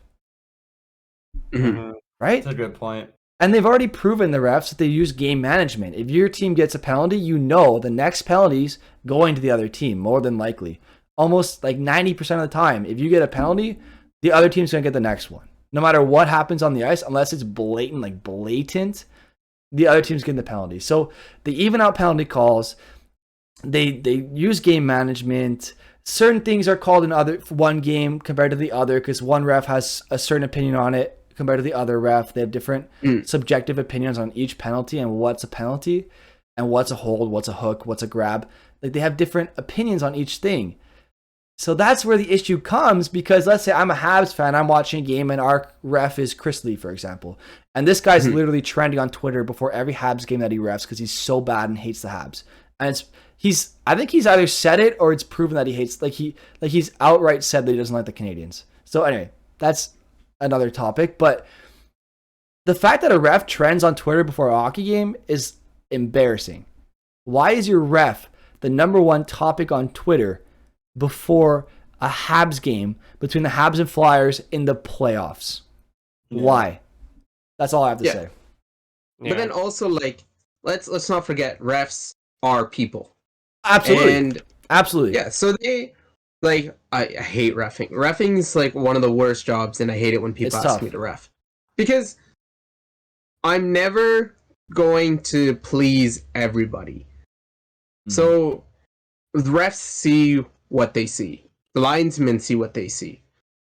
So just because we see it one way, because had I not seen the clip right now about the Darren L. Dell hit, but yeah, if I had not seen it again from the top of the view, then I wouldn't have noticed that he didn't have the puck, and then the contact wasn't incidental. But like with that though, the context of that though was more about the suspension, which isn't the refs making the suspension. It's more like the league when they have that view, right? Yeah, Right, I they get what do, you're but saying, then though. they have to slow it down every time. So, but stuff like that in general, refs shouldn't need to be perfect. I They agree. just need to be better. No, exactly. And like I know I was like taking a really tough take when I was like, oh, they all suck. Like I think the refs just need more direction. That's all I think. That's all I think they need. Like I think if the refs were told specifically that this is a penalty, this is not, this is what you call, and you get video review of it every time, video feed of it. And honestly, I think you have to refine the way we ref. We haven't changed the way we ref at all. Like, yeah, they added the camera for offsides. Great. Good job. Congratulations. You did one thing in the last, 50 years. Like, add a ref in the stands. I don't know. Add a ref in the sky. Just so to make sure you don't miss the easy stuff. Like, you don't miss someone getting knocked down conscious on the ice. I think I That's have it. something perfect to add to that. I think in every major league sport, baseball, football, basketball, hockey, I think they need to start doing at least 30 minutes press conference after the game. I think the ref should be forced to answer questions. What did you guys see on this call? What made you guys make it a 5-minute instead of a 2? Yeah. I think adding a press conference for the refs, and not to harass them, not to belittle them, but to ask them questions, ask what they saw. And it might just give the fans in the league more ansers, that makes sense. And it gives a So face many to a times- name. Yeah, it does. But so many times at the end of the games, you just talk about reffing. Like every game, it's just like, oh, we would have won if this was called. We would have won if this wasn't called, right? And it's just literally like I know Jake saw the game, but the Canucks and Edmonton game that just happened, it was just so stupid. Like some of the things that were happening, it was just like what is happening here? And you have now on the post game show, you have everyone calling in saying, what is that call, Ekman Larson? What is that? Like because they scored, there was a result of like a goal, right? So. It would give ease to fans, but I don't know if that's going to happen. It is a really good idea though. Like even what Mike is saying as well is having like somebody in the box or whatever, just so you're not missing blatant calls. It's just it's a good idea. I don't know, man. I don't see it happening. Yeah. And it's a just so common weird trend in stuff. the NHL too to only call the retaliation. So like you'll see a guy get slashed in the back of the knee like really hard, and then he'll just cross-check the guy back, and only the guy who's doing the cross-checking gets called. Like you'll see that a lot in the NHL. And it's one of those things, if you have a guy in the stands, it just makes it so much easier just to give the each like a the one apiece, right? It just makes it so much easier. You don't miss as much shit that happens behind the scenes that makes it so there's an imbalance. The second there's an imbalance in terms of how the game's being called, that's when it gets out of hand. That's when you start seeing the chippiness. That's when you start seeing all this shit. Because it's like think about when we all played hockey, right? Like especially like when I played junior A in Montreal, especially. If I get slashed in the hand, like really, like I'd come home with like obviously we all get this, but you come home with like a massive bruise on your wrist and on your forearms, and like, damn, that went uncalled. That sucks. But then you're seeing your teammate get called for like a nothing play where he accidentally runs into the guy or something stupid, like something nothing, like no intention, no nothing, and then that gets called. And you're like, okay, that's angry. Or you get hit really hard from behind, and in Quebec, junior A is non-full contact. Like you're allowed physical contact against the boards, but there's no hitting. So let's say I get laid out on the ice, right? In Quebec, you're not allowed to do that. But sometimes it goes uncalled. But then the next play, I get called for interference when the guy skates into me, and he falls. And then I get called for hitting or something like that. And it's like, well, that makes me angry. So then the next play, I'm slashing the people in the corners and I'm cross-checking the corners. And that's when it starts to happen. When players start getting upset with imbalances in the rules and the way they're called, obviously you're going to have some players who are just angry at everything, but you can't do anything about that.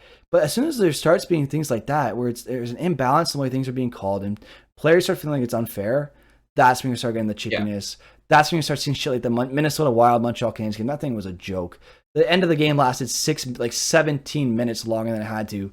When it's at 8-2 game, nothing game, no one gives a shit. You know what I mean? There's a brawl at 3 seconds. There's a brawl at 15 seconds. They gotta get better at controlling the games. They haven't been controlling the games a lot this year, at least from what I've been seeing. I see so many games where it just gets out of hand in the last 15, 10 minutes because the refs aren't calling these penalties. They might be little slashes, but if a guy's getting slashed on the fingers every shift, like you said, you're going to be mad. You're going to come out and swing an elbow at someone or constantly take a headshot. Exactly. Yeah, it escalates and you lose control of the game, right? So. Well, that's when you get players like Marcus Foligno coming off the bench and jumping a guy. Yeah, that's how that happens. And I'm not blaming Marcus Foligno because in the moment he felt like that's what he needed to do because the refs didn't give a shit, and I don't blame him.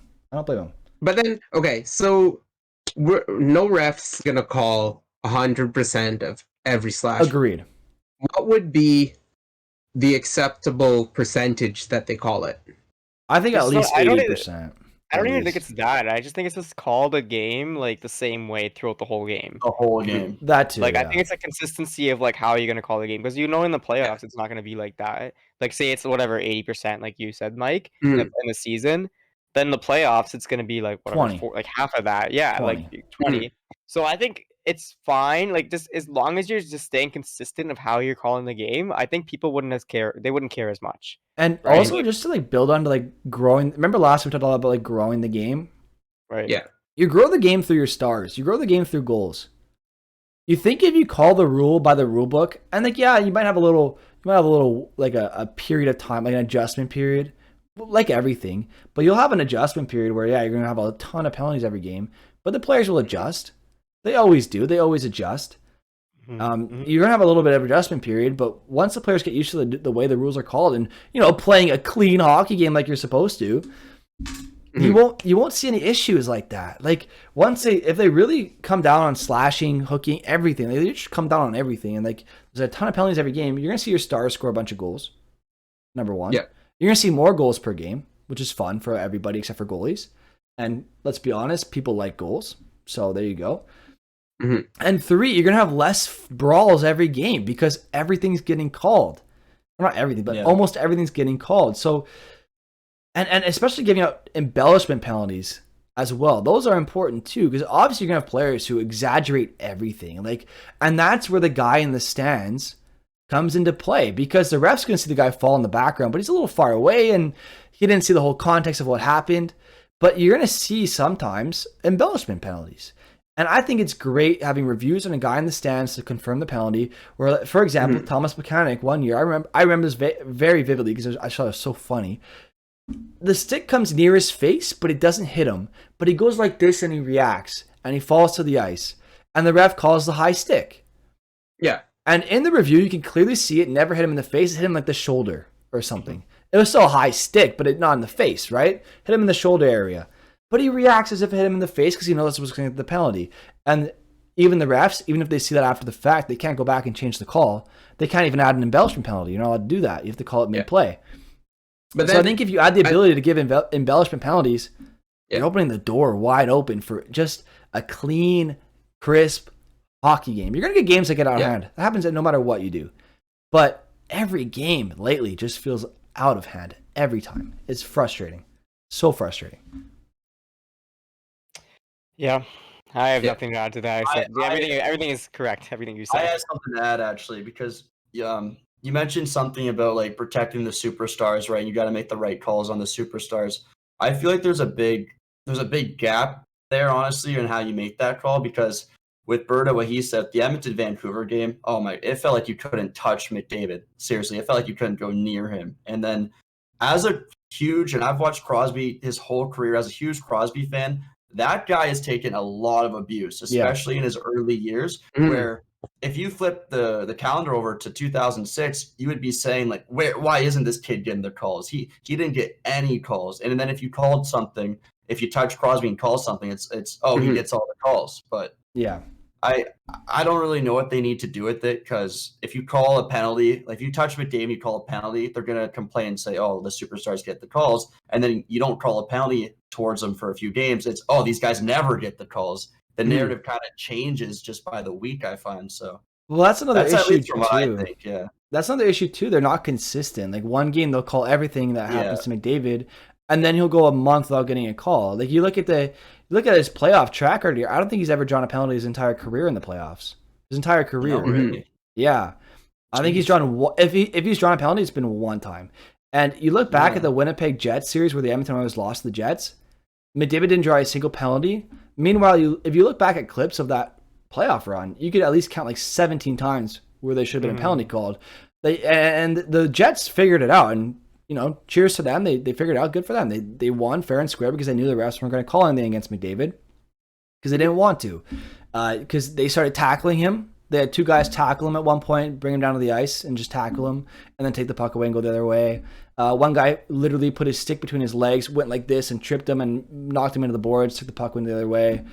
And they knew nothing was going to get called against McDavid, and so they won because McDavid couldn't do anything to draw a penalty and couldn't score on the power play because they never got any. So it's almost as the refs don't want to be involved at all. So they see McDavid get tackled and go, we're just going to let that slide. We'll let that slide too. They just grab the rule book in the playoffs and toss it in the bin. But that's the problem. By not wanting to get involved and not doing anything, they're getting involved by omission. They're getting involved. Yeah. Exactly. They're being more involved than in the regular season because they're omitting to do anything, which makes the game worse because they're doing nothing, which hence makes them more involved in the game by doing nothing. It's stupid. Yeah. Yeah, at the end of the day, you don't want you want the refs to be the least involved in the impact of the final score, right? And what I mean by that is literally what you guys said is them not calling whatever penalty is an impact on the whole series, right? Impact on the game. But if it was consistent and the calls were consistent, it wouldn't be like that, right? Like you wouldn't be talking about the refs as much, and you wouldn't have McDavid going to the press after the series and saying, I can't draw a penalty, these guys don't call anything. And he's right. Or whatever, right? He is right, yeah, exactly. But it's just, they just want consistency at the end of the day. Yeah. I think that's a perfect way to honestly end the podcast. I think we're almost 2 hours in. Yeah, it was a super long episode. I love it. That was awesome. I brought up the Aaron Dell situation and it just kept going. That's perfect. It's actually just an hour of Aaron Dell. I love it though. Honestly, it was low key just Aaron Dell and the refs, which is so easy. Well, not just the refs. I feel bad because I keep saying just the refs, and they're people too, and they have a job and they do the best they can, and you have good days and bad days, right? But so I don't want to only just say the refs. I mean the entire Department of Player Safety. That is a joke. Let's be honest. But anyway, let's end it there. Mm-hmm. I want to give a huge shout out and thank you to Satisfied Jake for joining us on the podcast. You're more than welcome to join us whenever you want. Every Wednesday we will be having a guest, so you're more than welcome to join us whenever we want. It was super fun having you. It was nice to meet you. I'll give you I saw you followed me during the podcast. I'll give you a follow right after this. Obviously, shout out to Punch and Berdaman as well. You can check them out on Twitch as well. And if you're listening after the fact on Spotify, Apple Podcasts, Google Podcasts, or YouTube, You can find us at now the Beyond Hockey Podcast, a new name, a new title for a new day. Gotta love it. That's our official title. But if you want to tune in live, thank you. If you want to tune in live every Wednesday, today was Thursday because Discord was down yesterday, but every Wednesday and Sunday at 5:30 p.m. Eastern Time, you can tune in live, ask us your questions live. We interact with you in chat. That's the whole point of this podcast, is to interact with you and just have a fun time with the community. So we appreciate everyone for stopping by. Leave a like, hit that subscribe button. It goes a long way, a much longer way than you think it does. And we'll see you in the next one. For those of you on Twitch, stick around. As always, we have a raid that we're going to do. So chat, you get to pick the raid. This will be a good time. But everyone else, thank you for listening. We appreciate you. And we'll see you in the next one. See you guys.